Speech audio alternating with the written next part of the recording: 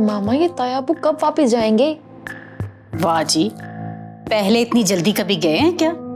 हफ्ता भर खाएंगे पिएंगे, खूब खातिरदारी कराएंगे, फिर जाके कहीं जान छोड़ेंगे हमारी।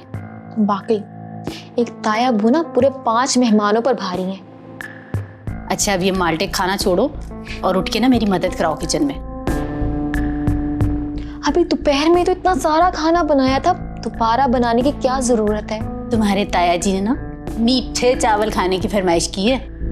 फल्ला, ये एक इंसान इतना खाना कैसे खा सकता है?